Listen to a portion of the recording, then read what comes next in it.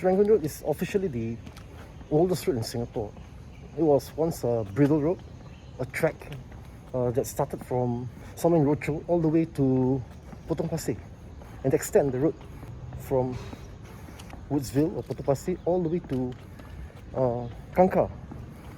So that from the Potong Pasir to Kangkar was when it was called Upper Serangoon, the Ulu of Serangoon Road. So you have Serangoon Road and you have Upper Serangoon Road. And this road was as old as 1821, which makes it to be 200 years old now.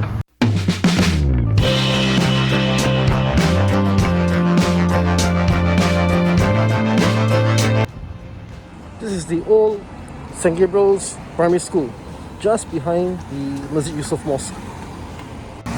This is St. Gabriel from the opposite side of the road, where you can see Masjid Yusof on the left and St. Gabriel's Primary School on the right side. And from where I'm standing now, behind me was an old crocodile farm, just opposite the Haji Yusof Mosque.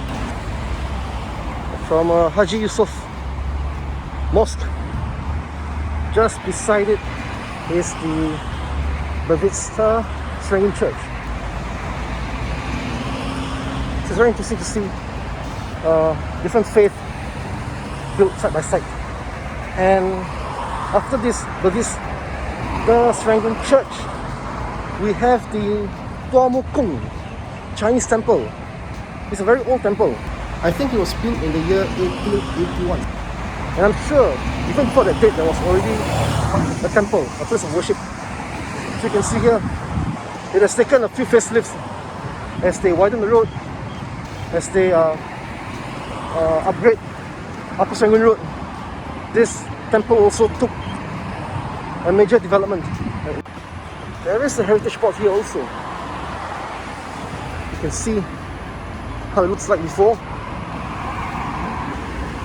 What's inside there, and they used to have wayang occasionally outside this temple. Upper Serangoon Shopping Centre was once the epicenter for all of the youngsters to be here. It was opened sometime in the year 1980s, and many of the kids would come here and hang around. I was in Sec 1 at the time. It has this Oriental Emporium at the third level, and this Oriental Emporium has lots of stuff. There's things ranging from stationery all the way to sportswear, casual wear. I think there was a supermarket nearby too. And this was a place where I actually saw the first bodybuilding book by Arnold Schwarzenegger when he won the Mr. Olympia in 1978. So that actually inspired me to get fit, keep fit, and I also bought my first supplementation by Joe Wader. Okay, as we walk towards Lim Tua Tau, there is this old road here in front of me, Yio Chu Kang Road. And up this Yio Chu Kang Road, there was an old classic cinema called the Kok Wah. Okay, this was once a Chinese school, and just beside this school before was the old Kok Wah cinema that I've mentioned. Now it has been replaced with a building called Highland Centre. What's memorable about this place was, this was the time when my dad brought us to watch Clash of the Titans.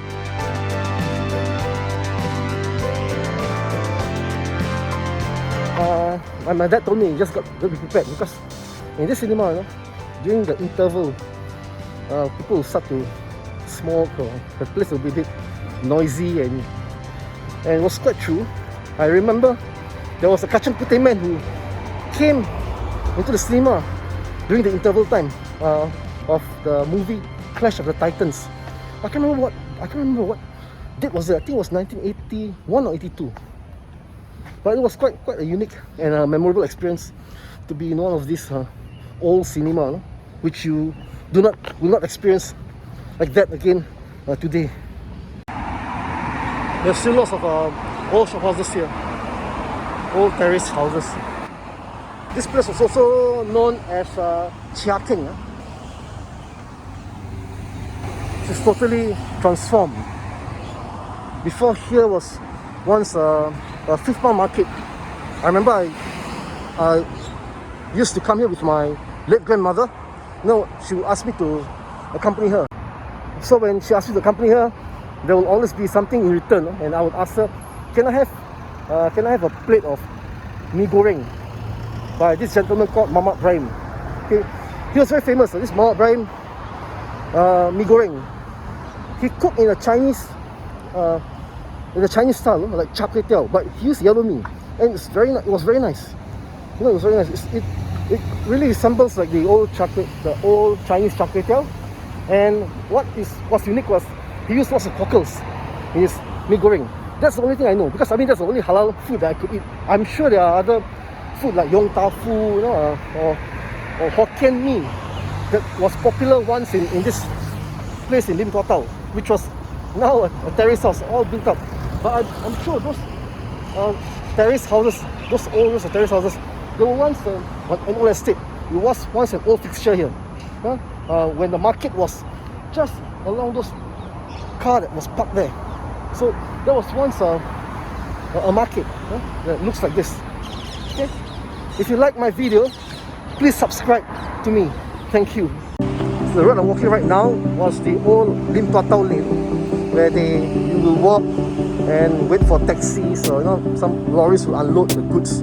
And right here was once Lim Tua Tau 5th Mile Market. Okay? In Malay, we usually call it Pasar Batu Lima. So when I was young, I would follow my great grandmother either to the 6th Mile Market, which is Lakau Chok, or the 5th Mile Market. Okay, other than that, I also frequented Geylang Serai. That will be my next story. So that's Upper Serangoon Road, and what we see in front of us here is the Paya Lebar Methodist Church. The girls' school, if I could recall, is actually behind this Paya Lebar Methodist Church. And just across the road was once Paya Lebar Police Station. It's a very famous police station. And I'm crossing the road now. You can see the viaduct on my left. Okay. And I think it's still change. And just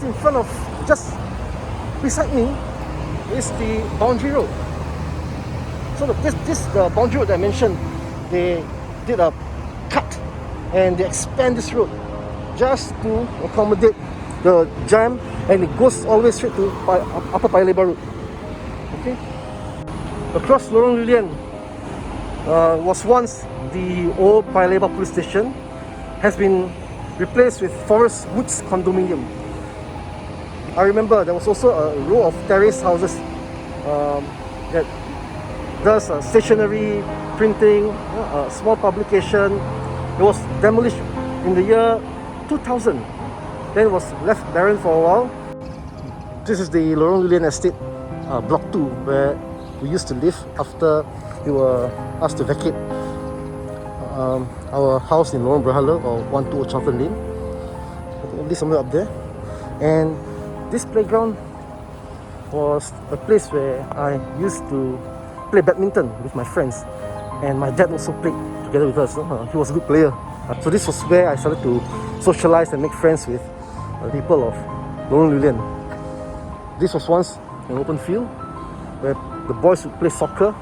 The time when they would play a lot of soccer was during the month of Ramadan, like now. So they would play soccer from 3 p.m. all the way to 6 p.m. and my father would shout, "Rafi, come home!" So I would just go back. So this was a field. Okay, that's the block where I live. This is block 2. This is block 1.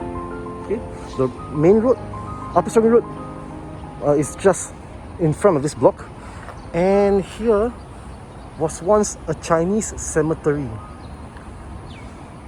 So this cemetery was exhumed in the late 80s, and they quickly built this flat because there were more people were asked to vacate and shift to urban developments, and some of the people from Lorong Asu, Hock Chai, Serangoon, they live here.